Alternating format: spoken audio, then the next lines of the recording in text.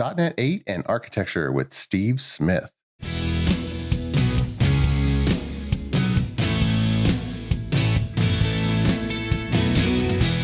The Azure DevOps Podcast is a show for developers and DevOps professionals shipping software using Microsoft technologies. Each show brings you hard-hitting interviews with industry experts, innovating better methods, and sharing success stories. Listen on to learn how to increase quality, ship quickly, and operate well. And now your host, Jeffrey Palermo. Welcome to the show. I'm Jeffrey Palermo, your host for helping you and your teams move fast and deliver quality and to run your software with confidence in Azure, all while using absolutely everything that the .NET ecosystem has to offer. The podcast is sponsored by ClearMeasure, a full-service software engineering firm empowering software delivery for business-critical software projects. Quick announcement, my architect forums are going really strong. Signups for the next session are up, and if you lead a software team and are just looking for peers to collaborate with out there in the industry, then you can just go ahead and sign up at the link in the show notes. We know there's all kinds of content out there for developers and people looking to code, but not so much for people looking to lead groups of people who code. So this is just a free avenue to collaborate with peers. So I encourage you if you're interested. And for those looking for Programming with Palermo, my video show, then just search for it in any of the directories and you'll be able to find it. Well, my returning guest on the show is Steve Smith. He's been on the show 2 other times, most recently in episode 205, I believe. We'll include a link in the show notes. He was talking about domain-driven design and clean architecture. But Steve works with companies that want to avoid the trap of technical debt by helping their teams deliver quality software quickly. He and his team at NimblePros have been described by clients as a force multiplier, amplifying the value of existing development teams. And his client list includes Microsoft, Quicken Loans, Celina Insurance, and a lot of other satisfied customers. And he also offers career coaching to developers through devbetter.com. And he's also been recognized as a Microsoft MVP, Most Valuable Professional, for over 20 years. That's pretty much as long as .NET has been out. So, Steve, welcome back to the show. How are you, sir? I'm doing great, Jeffrey. How are you? I'm good. Christmas is upon us here in 2023. It's exciting. Getting one last podcast recording in for that happens. But we just finished .NET Conf just a few weeks ago, and you gave a talk on clean architecture there. And so I want to ask you kind of all about .NET 8 and everything. But before I dig in and ask you, I think you're right on the cusp. You're kind of one of the old timers now of .NET development and seeing everything. Let's back up a little bit for the listeners who haven't really seen any of your talks or heard you teach on any of the topics. Can you pinpoint like a few of the big events in your career that have kind of led you along the path and working on the types of things you're working on today? Sure. That's a big topic. But Yep. Yeah, I mean, I got into .NET in the early days. I was fortunate enough to be part of a group that was kind of beta testing the new, what would become ASP.NET. It was called ASP Plus at the time and was announced in 2002, but we were playing with it in 2001. And eventually that became what we call web forms today, but it was really groundbreaking at the time, and it involved new tools. Everything was much more object-oriented because before that we had VB6 and ASP with VBScript, and there was not a lot of proper object-oriented principles that you could really use there. And so this was the first time that you could do that. And there was this brand new cool language called C# that no one had ever used before, that was just created for .NET. And I really loved that and got into it then. And started down that path and had my own company, did some training, had an advertising company, built my own product, which was an ad server, and hired some people, and we built something that ran millions of ads every month for a bunch of different developer websites. Eventually we sold that business, and things grew. And so I really got to experience both as a trainer how to really work with this system, the new .NET framework and the later versions, as well as a business owner and as a product developer, right? What were some of the pain points in trying to extend it and trying to maintain it? And along that journey, I started to really value automated tests. and continuous integration. And, some of the tenets of agile software development really made sense to me. It's like, well, why should we pay an expensive developer to do manual testing over and over again every time they change something? Aren't computers really good at that? Aren't they even better than humans at doing the same thing over and over again quickly? And so really figuring out a way to write testable software became a passion of mine, because writing software that I was trying to test in an automated fashion, but it was really tightly coupled to the database because the patterns, I hadn't learned the patterns yet to avoid that. I really felt that pain. And so I learned the techniques and the patterns to overcome that. Got involved in Pluralsight in the early days and did a lot of training there on solid principles and design patterns, and shared some of the things I learned along the way. Domain-driven design was another one that really resonated with me, and it was kind of the same idea. It was like, let's focus on the complexity of the system, of the business problem, and not be tightly coupled to the particular infrastructure that we're using at the moment, this particular database or this particular file system. Right? Those are sort of afterthoughts, and we can wire up our system to whichever one of those makes sense at the moment.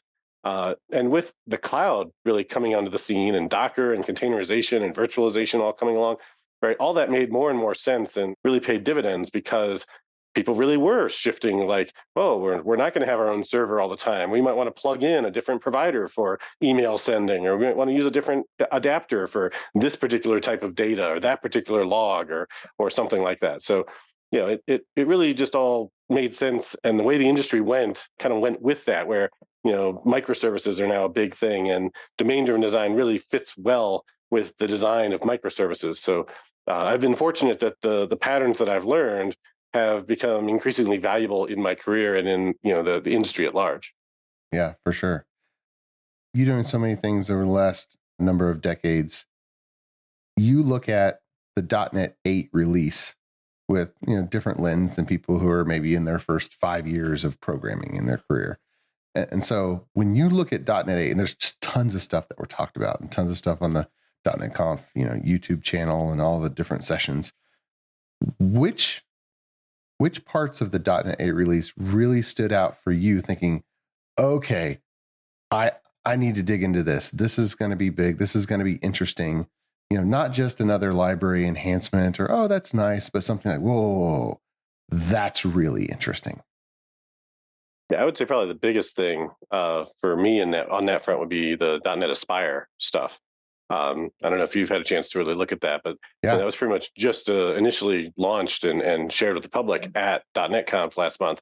And it's not ready yet. I mean, it's still in preview, but it's really pretty exciting stuff there, where there's a lot better integration with open telemetry, and not just where they're providing the hooks, which we've had in the framework for a while, but also providing you with samples and templates and things that will let you capture that telemetry and view it in a really compelling way, and be able to see like a request that goes through several different microservices along the way, be able to trace that request in a graphical way inside of your application using open source tools that support open telemetry and stuff. Like, I think a lot of teams are going to be using that 6 or 12 months from now. Yeah, and I think they said that they were going to try to go GA with it sometime in 2024, although we don't really know, right? That's the latest information they announced. Right. Yeah. But even if they don't get it, make it that quickly, I think just the fact that they're moving in that direction, a lot of developers are going to see that that's a thing that they should be doing and they could be doing, and stakeholders are going to be asking for that kind of thing. So even if .NET Aspire itself doesn't come out as like the standard way, which I'm sure eventually it will, they're leveraging other open source tools like Grafana and Prometheus and things like that already work with the open telemetry system.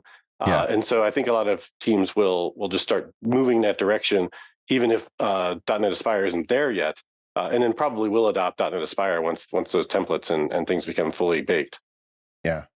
One of the things when I listened to the announcement they made as well, and I, just a couple weeks ago, we had Scott Hunter as a guest on the show, and he was talking about Aspire, and really excited. They've done tons of work on it, but an underlying assumption, which the developer division has tended to try to not be as opinionated and just giving like 4 or 5 different ways. Well, you could do it this way, but it seems like they're really getting opinionated in one factor that stood out. I want to get your opinion on that.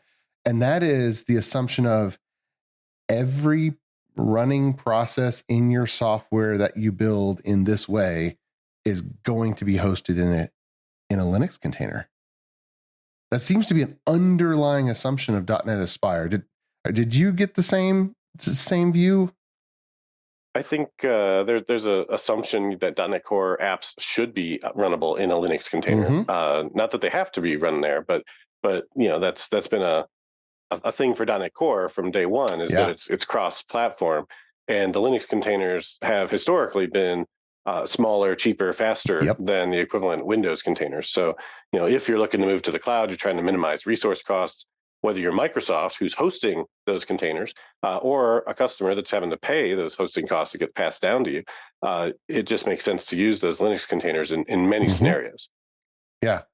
Well, I picked up on that because up until this point, it seems like Azure App Service has been like one of the more normal places to host it. And that's on a full Windows Server instance where you get a slice of the server, or you can put multiple on there. But now with Aspire, kind of the assumption is, well, now Azure Container Apps, they're really saying, okay, no, let's steer you towards Azure Container Apps. And that seems to be a notable shift in guidance.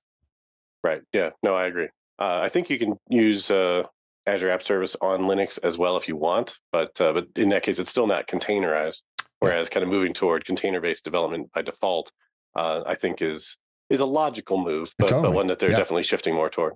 Yeah, and they kind of pushed for that with Dapr, DAPR, not the data access technology, as well. And so that's also kind of been that goes as a sidecar container, is the way that's deployed. So it sort of assumes that you're doing a containerized app as well. Right. I did watch do a plug for your clean architecture video at .NET Conf, which we'll make sure to include a link in the show notes to that recording on YouTube. But besides just the patterns, you push for having a good, complete build that can run on a developer's workstation that makes sure that the various dependencies are set up and wired together. And with Aspire, or with .NET Aspire, it seems like some of the dependencies that haven't been as easy to run in an automatic way on a local developer's workstation are going to be more easy. Did you get that sense as well? Yeah, I'm not sure if we'll get there like fully with some of these things, but I think that is the goal for sure.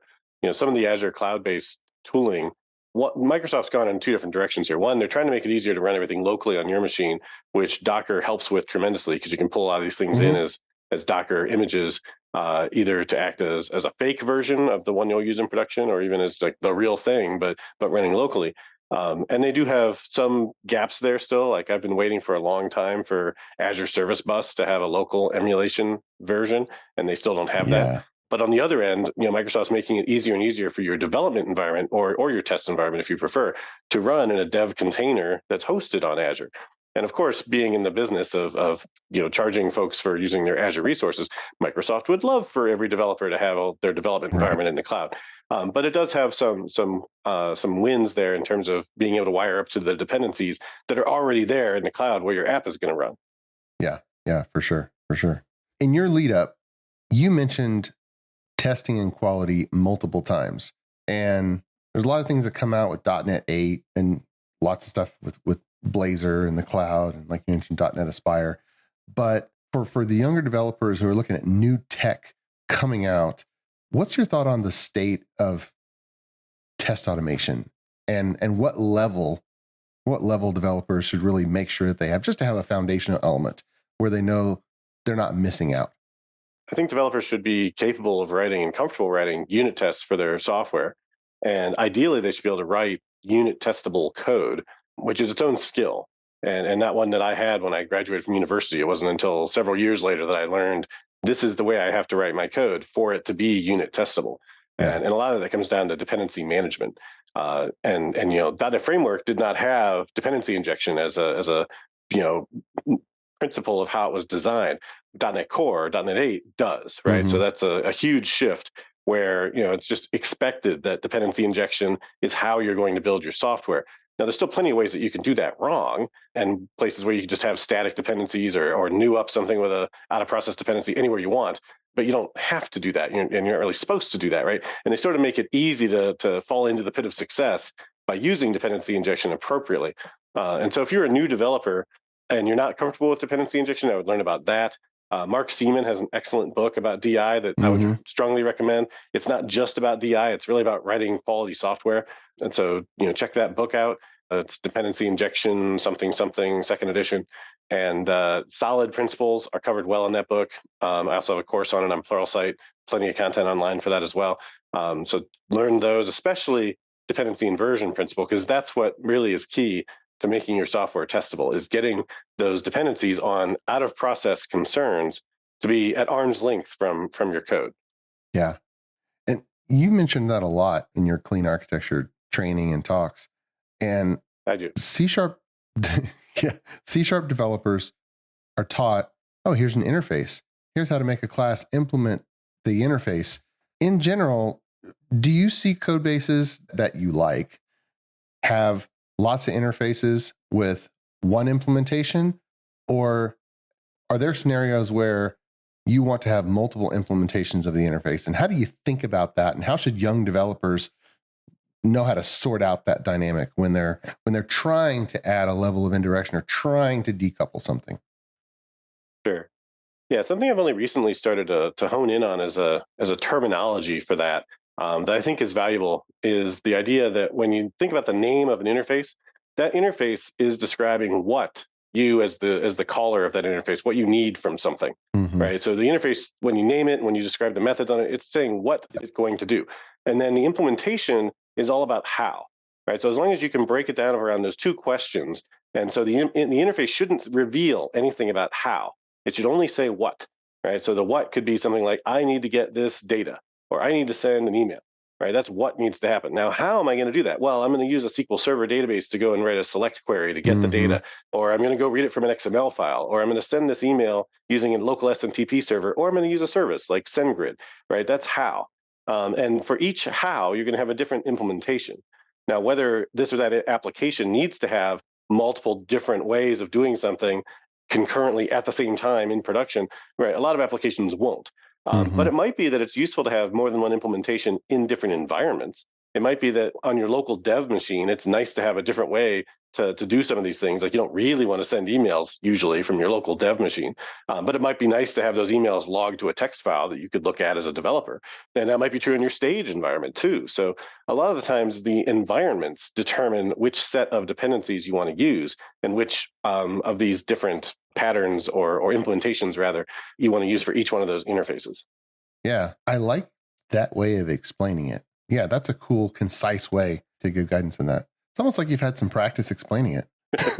Once or twice. Right. So back to the .NET 8 release, are there any other things where you've put it on your list and you want to spend more time with it, things that are notable? There's some new stuff coming in the language in C# 12, which I like. There's C# primary constructors, which is basically taking the syntax that we've had on records for a little while now, where you can add some parentheses after the class name.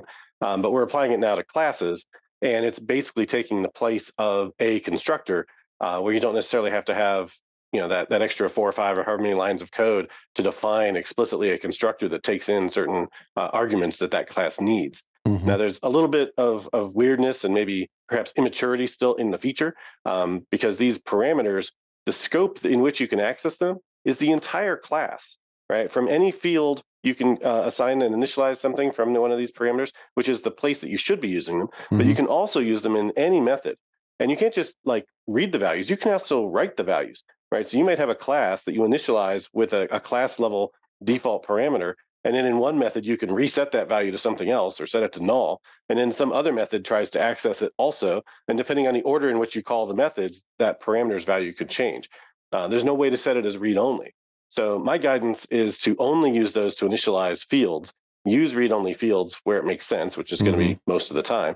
And then within the rest of your methods, just use those fields like you always have. But it is a nice way to save a few lines of code, especially when you have a lot of classes that use dependency injection, and they all take in 2 or 3 different things in a constructor. And so you've got 6 lines of code of constructor glue that is just plumbing.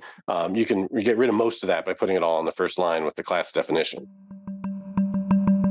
Many thanks to our podcast sponsor, ClearMeasure. ClearMeasure is a software architecture company that empowers clients' development teams to be self-sufficient, moving fast, delivering quality, and running their systems with confidence. Whether starting a new project or developing new technologies or techniques, ClearMeasure sets up your team to deliver world-class results. Learn more at www.clearmeasure.com. ClearMeasure, empowering software delivery.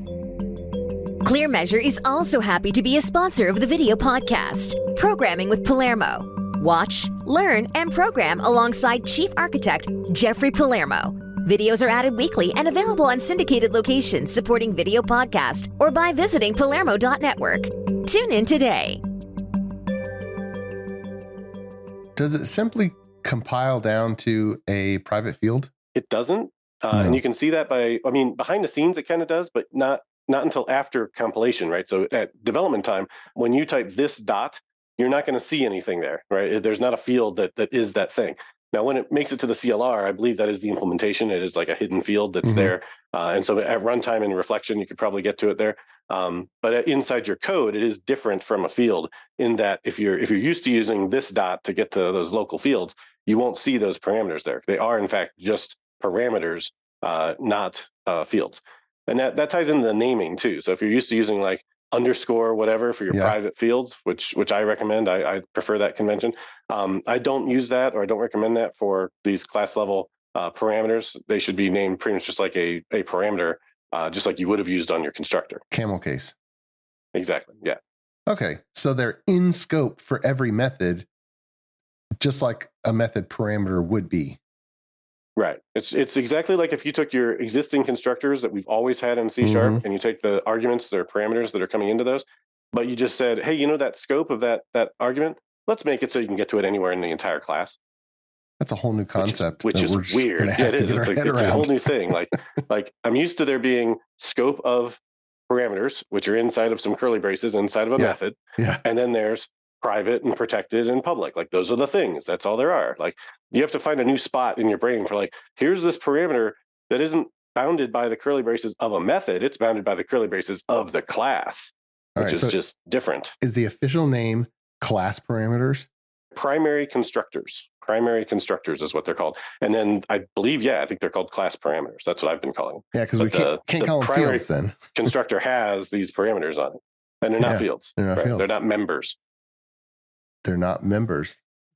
Yeah, this is a whole new thing that we're going to have very precise, just like domain-driven design. We have to have a precise term added to the language so that we don't get confused on what it is. Right. And I think they're called class level parameters. That's what I have in my head. But if I check the docs, it might be slightly off. Yeah.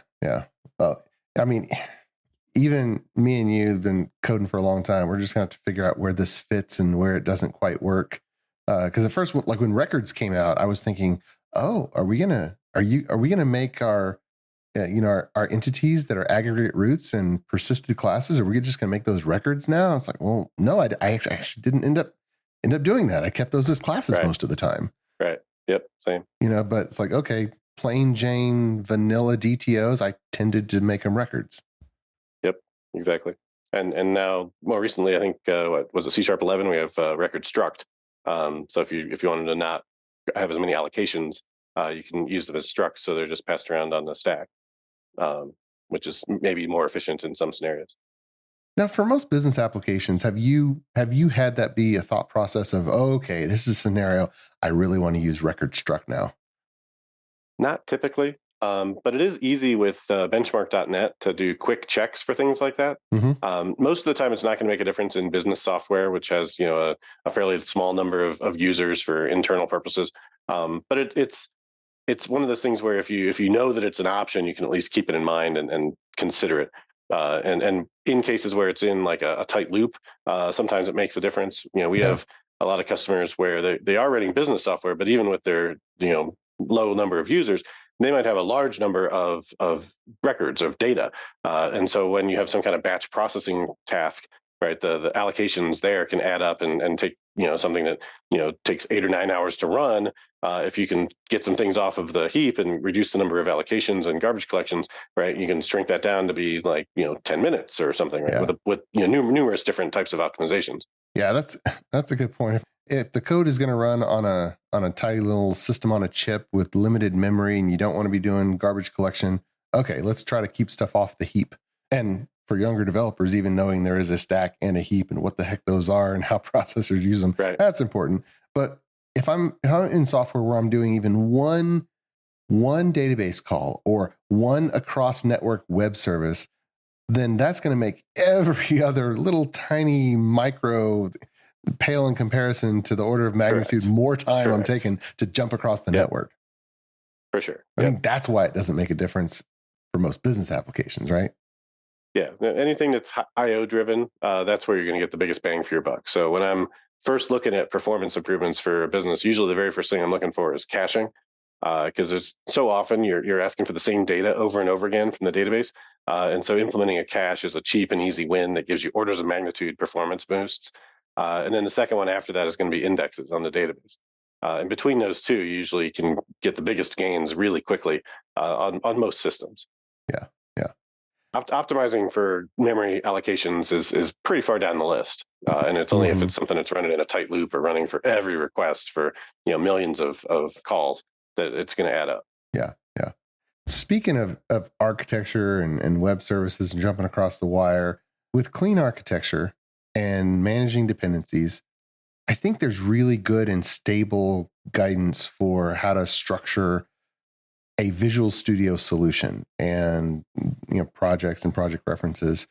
But what is your go-to? How do you think about the distributed system when you're going to have let's say 5 different processes that are going to be deployed, and they're all kind of coordinating in some way, and they're passing, they're using some shared data, but then they're calling each other. And of course, out there in the wild, you have process A calling web service to process B, or process A dropping a durable message on Azure Service Bus where B picks it up. And so when you think about managing dependencies and that structure of a distributed system, how do you teach that, since you do it all a lot of times?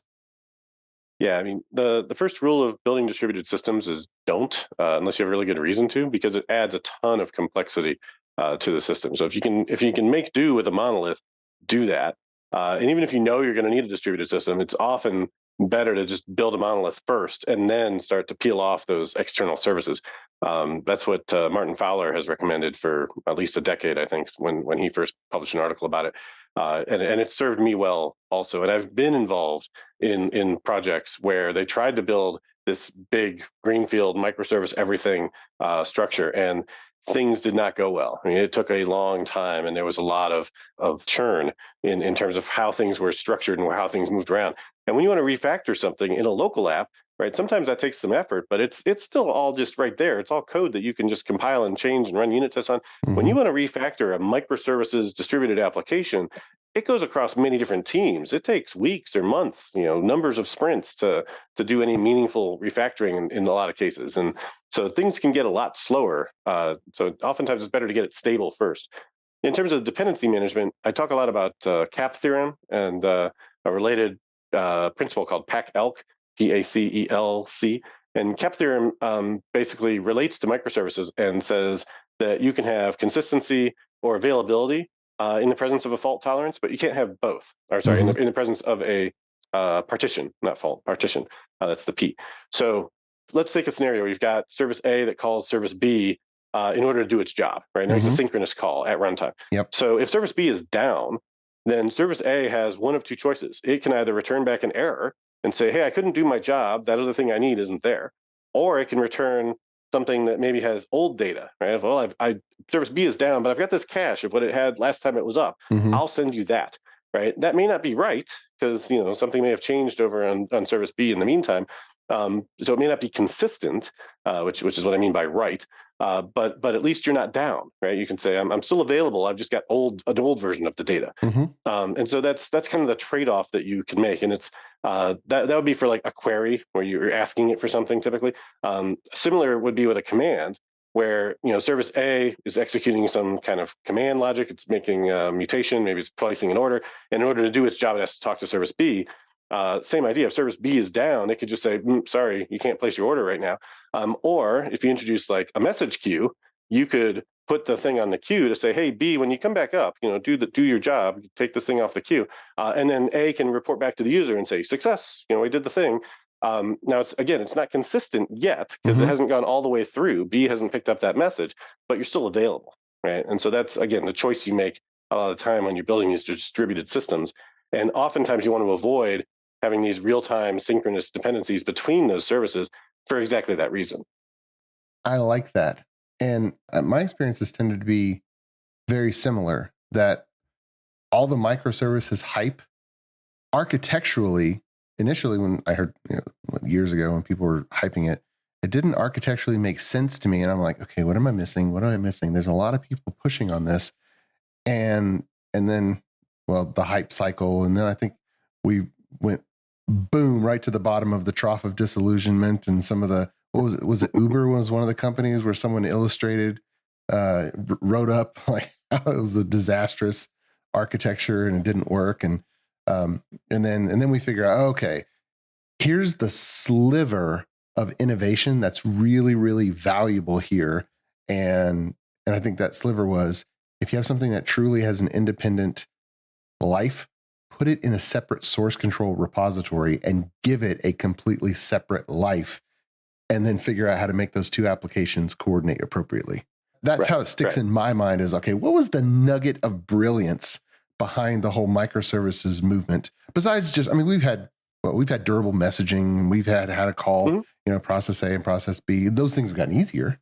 But is there another nugget of brilliance that you've pulled through all the conversations about microservices? I think that's the main one. It's like, if this was something that you could have used a SaaS solution off the shelf for, and you would have integrated with it in the same way, where you've got, a subscriber key or something, and you're passing, back and forth to it through HTTP messages or message queue messages, whatever it might be. But it's at arm's length from you. It does not share your database. It's not even part of your company, right? It's certainly not part of your team. Then that is a reasonable way to think about microservices, right? If you want to be successful with them, is it's its own separate thing that has its own life cycle, deploys whenever they feel like deploying it. If you want to know how to work with it, you read their docs, and that's how you integrate with it. Does it make sense to have some type of abstraction layer between you and it? What DDD would call an anti-corruption layer? Absolutely, it does. Because if that thing changes, you don't want it to break your application, and so you want to have some type of a client through which you work with that thing. And maybe at some point you want to swap it out with something else, right? So some type of interface or adapters may make sense in many cases. Maybe you want to introduce a caching layer on your end that protects you from when that thing's down, or to improve the performance. Right? All those things make sense with a SaaS, software as a service thing that you're working with. They make sense with a microservice that you might integrate with inside your organization. Yeah. Amazon had the right idea when they started with S3 back in the day, and they started saying, we're going to build these things as separate services. And they put an edict out that said developers cannot integrate except through these services interfaces. Right. That was brilliant. That was 2006 or so. And that's what turned an online bookstore into one of the leading cloud providers. Yeah. Because you could pivot. And how I think about it is each service or each system controlled its own communication channels. And I think in the .NET world, there's a few times where we thought, wait a minute, I don't want to publish an HTTP based communication channel, because what if I change my mind? How about I publish a little tiny C# .NET library and tell them to call it, and I'll ship them a little bit of code that calls me over HTTP, but gives me the power to update that little NuGet package on a private NuGet server if I want to change my entire communication protocol. That's right. Yeah, ship your own client, and if you want to change it, from HTTP to something else, gRPC or whatever, down the road, you've got the flexibility to do that. Yeah, and like rate limiting, like you mentioned, all kinds of stuff. You're in control. Well, Yeah. With And that microservices. stuff's easy to do now with like NSWAG and Swagger and stuff. Like you can generate most of that client code. So there's not a lot of actual code you have to write. Right. Now, microservices, I think, were on the slope of enlightenment for the Gartner hype curve, where you have the initial innovation, and everybody gets excited, and then you hit the top peak of inflated expectations, and then you drop way down to the trough of disillusionment, and then we start creeping back up, and we're like, oh, this is how I should use this innovation.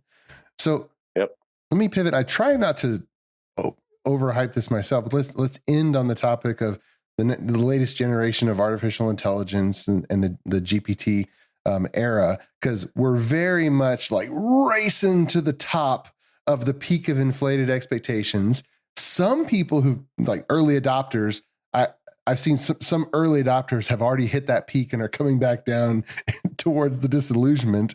What is your thought? Where do you think that we're going to come out of here on, okay, here's the nugget of brilliance that's going to change everything, and then what's just hype? I think for developers, the AI story is pretty game changing, especially for new developers, right?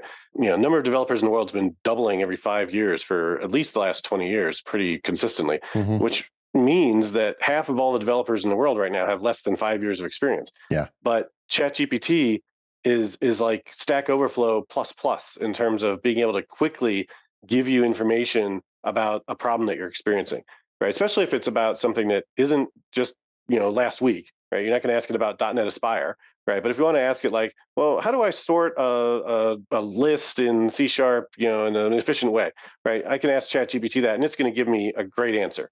And I can say, well, how would I implement that in JavaScript? And it's like, oh, well, here you go. It's in JavaScript now, right? And then if I want to learn a new language, like, oh, how about Rust? Okay, boom, it'll translate it to whatever language I want.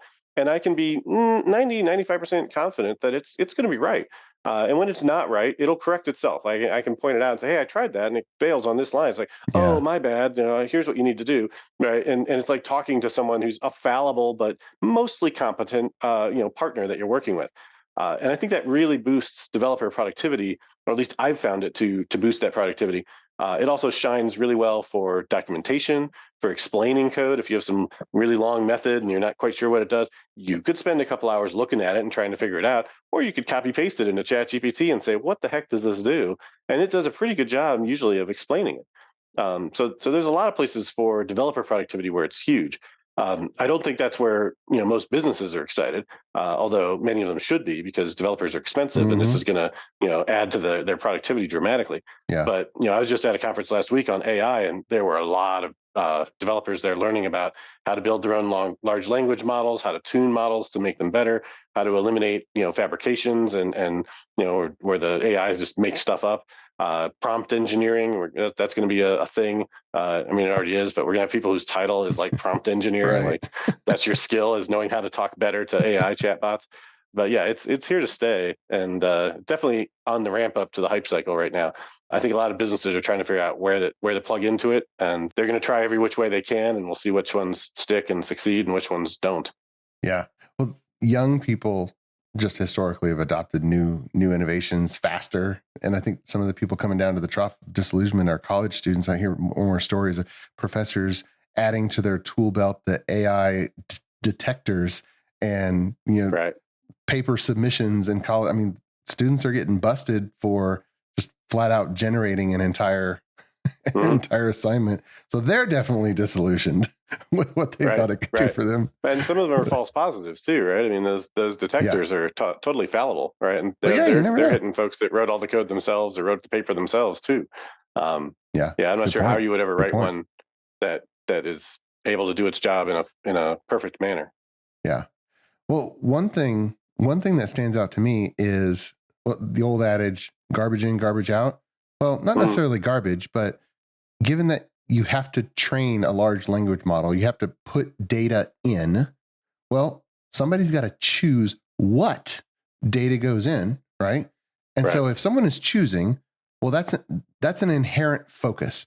Now, in some areas, you might call it the bias, but it's just a choice, right? And so in code, you have lots of real code going in, and whereas in other fields, you may have information going in that's contradictory. Like people are still debating what the best way to treat diabetes is and how food interacts with it. Well, okay, if the dust hasn't settled and we haven't figured that out, how can you possibly have a database where you ask a large language model for the answer and it give it to you back, since the humans who are the experts in that field are still debating it? Right. Yeah, I mean, at the end of the day, all these large language models is the ability to guess the next word, right? The next token, right? And it's like on your phone when you go to make a text, it'll give you like 3 or 4 words you can pick from and just start typing. And yeah, if you just keep picking those, it'll probably end up with something that doesn't even make any sense as your text, right? But with a large language model, it's much more likely to come up with a whole paragraph or even a whole paper that is something that mostly makes sense as you read it. And part of that's because they use probabilistic models for that, and that's also the reason why they don't give you the same thing when you ask it again, or if I ask it and then you ask it, we'll both get different answers. But they're both still reasonably likely to exist as a logical construct within the language, right? And I think that's important to understand that that's all it is, right? It's not really intelligent. It's not really someone on the other side, talking to you. It's just generating the next word and the next word and the next word based on a really large sample of essentially a mind map of saying these terms usually go together in this way. These are synonyms and these things group in other ways. And when someone sees this word and it was preceded by these words, probably the next one's going to be one of these. And I'm going to pick this one this time. Yeah, that's interesting. It'll be interesting to see our world go along that hype cycle and where we come up from the trough of disillusionment when it kind of hits the masses, and how we pull away saying, all right, here's the lasting nugget that really changes the world. Right. And to your point about inputs, I mean, that is a valid concern. And things like ChatGPT, which are just trained on the internet, they're limited by the fact that they're only able to see public data. Whereas a lot of these companies, medical companies, research companies, they have a lot of internal documents and knowledge bases and things that are not public. And they can train or tune an existing model on those documents so that they're able to get much better responses from their AI than something that was just getting, it's putting equal weight on an academic paper and some forum that it picked up off of Reddit or, something like, which one's going to be better? Well, obviously the one that's using all of their internal research is more likely to generate a response that's consistent with their organizational knowledge base than something that's just trained on the internet. Yeah. Well, that's a good point, because I've even interrogated a few of them about like books that have been published for decades, and it didn't seem to have knowledge of the contents of a book on the topic that I was asking about. I'm thinking, is it really trained on public opinions and just not even trained on published, multiple decades old books? I mean, it seems to maybe it only was trained on the forum posts and reviews and not on the actual, source content itself. Right. We'll see. Yeah. Lots of smart people are working on this problem. So we'll see how it shakes out. Yeah. It'll be interesting to see for sure. Well, Steve, thanks for coming back on the podcast. I really appreciate it. You were on September of 2022, so just over a year. We got you back, and we'll include all the links to the things we talked about in the show notes. And yeah, thanks for being with us today. Yeah, you bet. It's great chatting with you. We'll talk to you again sometime next year. We'll see. Absolutely. Absolutely. And until next time, keep shipping. You've been listening to the Azure DevOps Podcast, a show for developers and DevOps professionals shipping software using Microsoft technologies.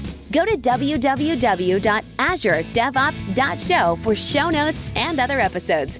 On behalf of your host, Jeffrey Palermo, and our sponsors, thanks for listening, and may God bless you.